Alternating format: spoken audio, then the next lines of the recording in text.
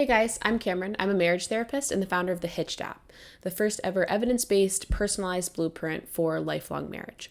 Okay, so if you and your spouse are having a lot of disagreements or you guys feel like you're kind of emotionally distant from each other right now, I can almost guarantee that there's some things about your spouse that you don't fully understand, how those things are different from yourself. And when we don't know something about someone, we tend to assume they're more similar to us than they actually are. It's called the false consensus effect. It's very common. Everybody does this. We fill in the blanks about other people based on how we experience the world rather than trying to think about how they might experience the world differently from ourselves. So there are 5 main areas that your spouse could be fundamentally different from you in certain ways that could be contributing to some conflict in your relationship. So what we're going to do for the next part of this video is talk about each of these 5 areas. And then once you feel like you understand them well enough, you're going to set up 5 dates with your spouse over the next 2 to 3 weeks, 2 to 3 hours per date. I know that might sound like a lot, but it's actually really important that you guys spend this time together, getting to know each other more deeply. And then each date, you're going to cover one of these 5 topics until you get to the end and realize that there's a whole list of things that you guys didn't totally understand about each other. And now, instead of when a disagreement happens, instead of jumping to, oh, my spouse doesn't love me enough, he doesn't care, she doesn't really value my opinion, instead you can say, well, actually, he just is different from me. She just resolves conflict differently than I do, or our personalities are a little different. So the big 5 areas are personality, values, life goals, attachment style, and information processing or adapting to or learning new information. In other words, how your brain works.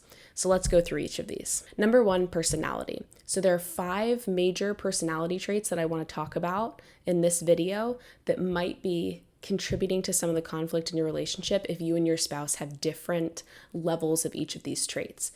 And if you want to find out your exact score in each of the traits, I'm putting a link in the description of this video so you can go take that assessment and have your spouse do the same thing. That way, when you guys go on this first date and talk about your personalities, you can actually have numbers to show the differences. Okay, so the big 5 personality traits are openness to experience, conscientiousness, extroversion, agreeableness, and neuroticism. So the first one, openness to experience, that has to do with how much you like new things. Do you like going to new places? Do you like experiencing new things? Do you like trying new foods, talking to new people?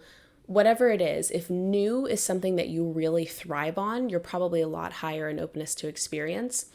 In addition to if you really like working with abstract ideas, you're very creative, you like intellectual concepts. Whereas on the other hand, if you're lower in openness to experience, you probably prefer predictability, stability, tradition. You probably really value how things have always been done, whether it's the tradition of your culture, community, or your country, or just how you have always done things. You probably like doing the same things or the same hobbies or spending time with the same people that you've always been with. That just gives you more confidence and you're more comfortable with that. Next is conscientiousness. So someone high in conscientiousness, they're very driven, they're very goal directed. Everything they do in their life is driven towards the next goal they have. And as soon as they accomplish that goal, they're on to the next one. They're very detailed, they're very scheduled. Whereas if you're much lower in conscientiousness, you come across as more laid back, more easygoing, go with the flow. You care less about jumping from goal to goal and accomplishing things in a very timely manner. You might also struggle with being on time or being a bit messy or a little bit disorganized. Next one is extroversion. So if you're very extroverted, it means you're very outgoing, sociable, you like being in big crowds, you probably really thrive off of or get a lot of energy from being around a lot of people. Versus if you're very introverted, it's the opposite. You probably prefer to be on your own more or with one other person that you really love, like your spouse or a small group of people who you really trust. And if you do go out in large crowds or spend time around a lot of new people, you probably need more time to recharge that social battery. Next is agreeableness. So this is a really big one for potential conflict between spouses. If you're high in agreeableness, it means that you tend to prioritize someone's feelings over being right or winning an argument. So you care much more about cooperation, teamwork, taking care of other people. You're very compassionate, versus if you're more disagreeable, you have a much easier time advocating for your own beliefs or standing up against something that you think is wrong, even if you think it's going to upset other people. However, you might come across as harsh or abrasive because you really don't care as much what other people think. And that's good for getting your voice out there, but it can make cooperation a little bit harder. You might even tend towards enjoying competition more than cooperation. So if you have in your marriage someone who's more agreeable and the other person's more disagreeable, you can really butt heads at times in discussions because you guys have different goals. One person wants to cooperate, the other person wants to compete more. And lastly, neuroticism. So someone who's really high in neuroticism is going to experience a lot more negative emotion because their threat detection system or their sensitivity to potential threats in their environment it's a lot more sensitive.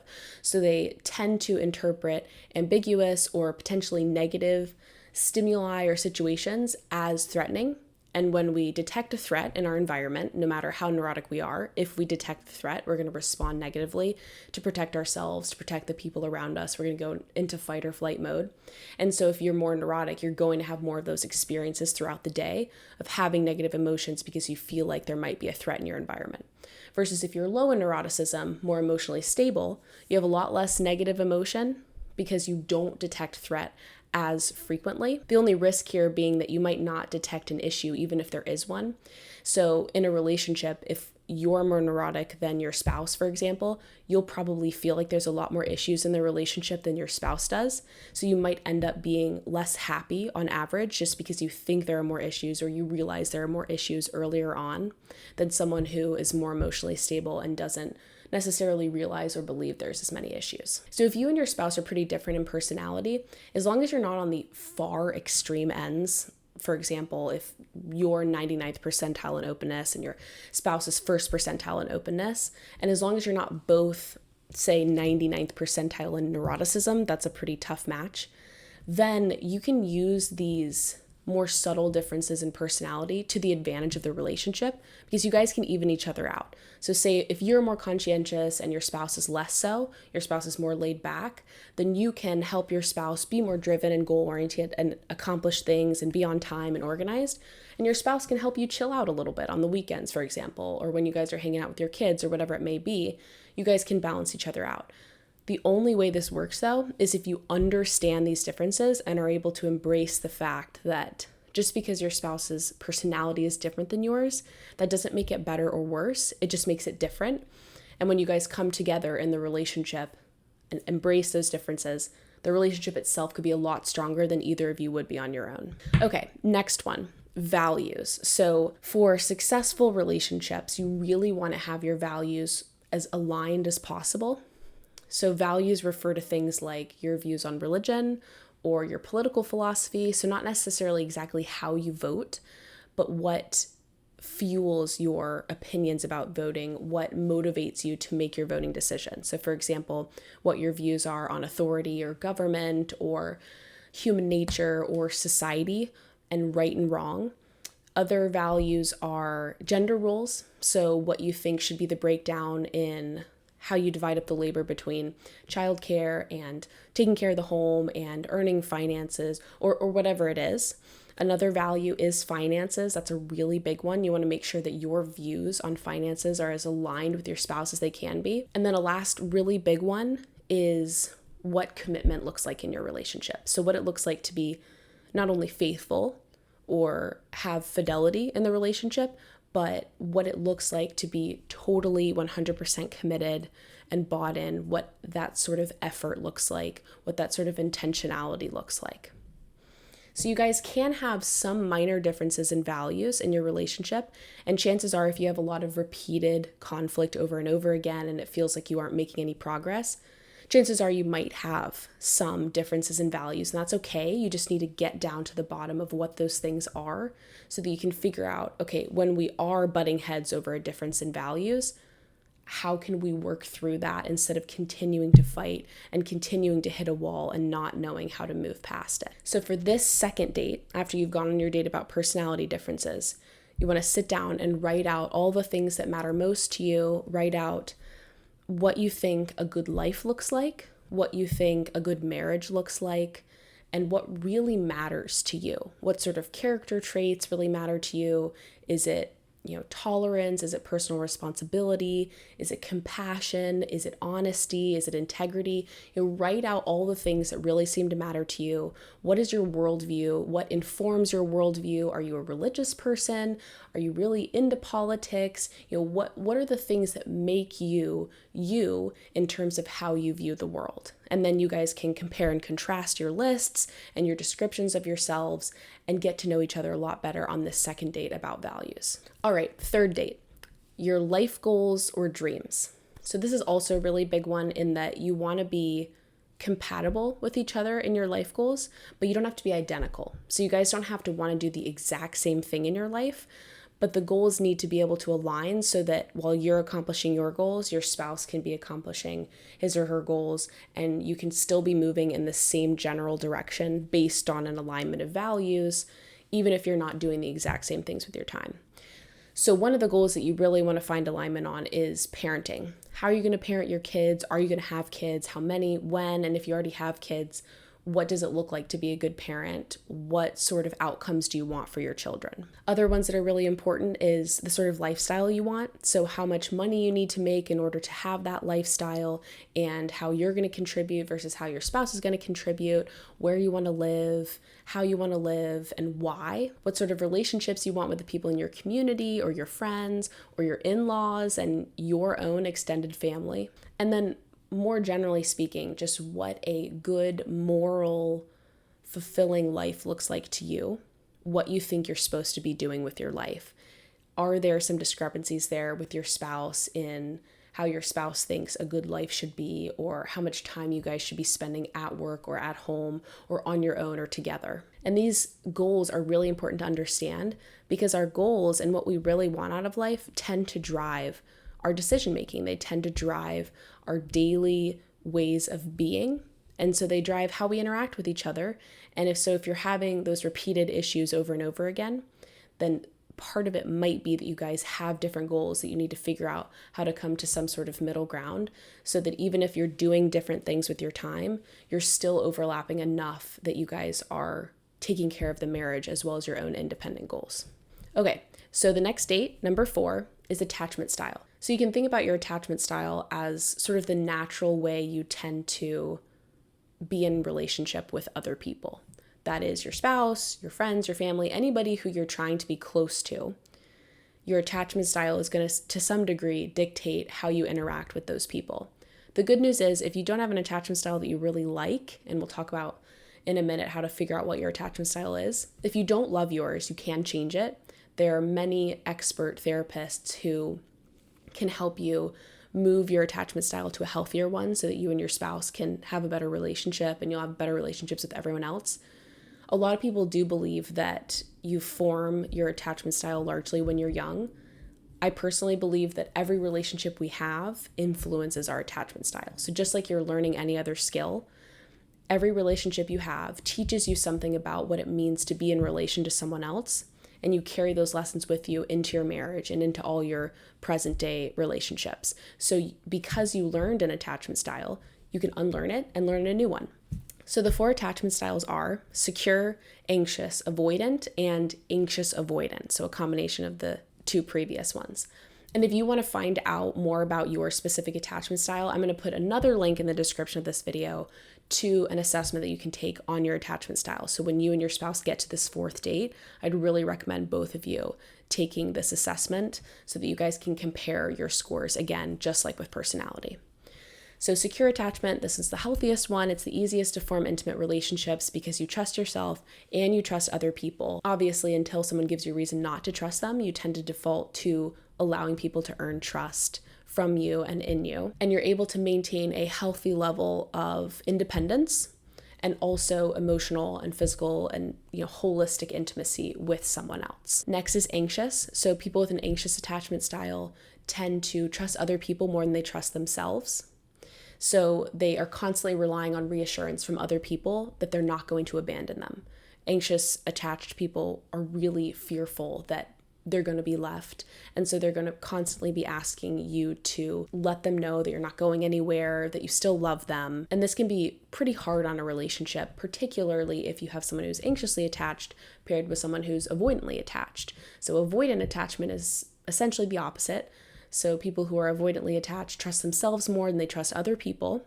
So they tend to want to maintain a very significant distance from other people. They want to minimize the intimacy with others and rely mostly on themselves. So if you've got an anxiously attached person with an avoidant person, the avoidant person is going to constantly want more space than is healthy.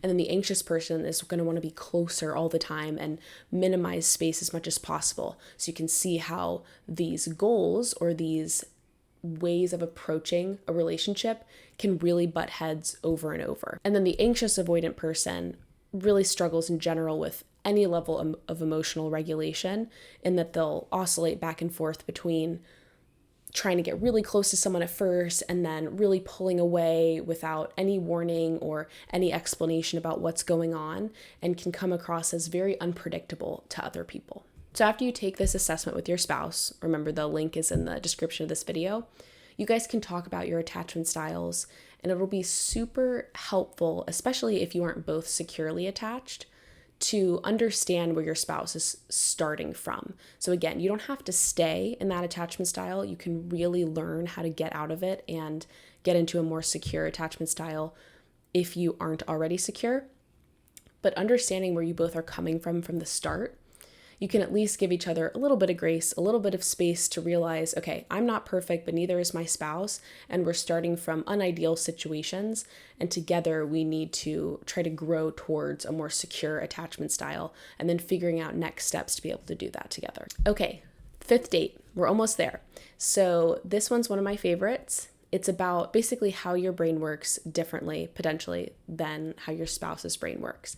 So how you adapt to new information or learn, and how you process information in your environment. So a really common example I've seen here between spouses is that when a husband and his wife will be trying to resolve a conflict, whenever the wife brings the issue to her husband, she's presenting it in a way to give him an opportunity to show her that he cares, to show that he's invested in finding a way past the conflict.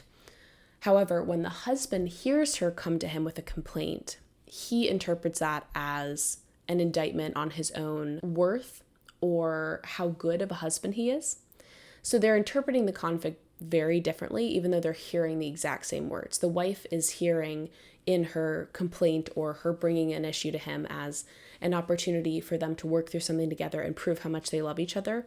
And he's hearing that she doesn't really love him as much as he wants her to, or that he's not as good as he wants to be of a husband to her. And this is not a character flaw in either of them. It's just a miscommunication. It's just that they process the conflict differently. And this is incredibly common, this specific example, but also just in general, that two people, even when they know each other and love each other very much, will interpret situations incredibly differently, which can lead to the conflict becoming an even bigger deal than it needs to be. So on this 5th date with your spouse, sit down and go over the last week of issues you guys have had. It might even help to record the issues that week in advance. So write down every time you guys have a fight or some sort of bickering or anything, write down what it was about.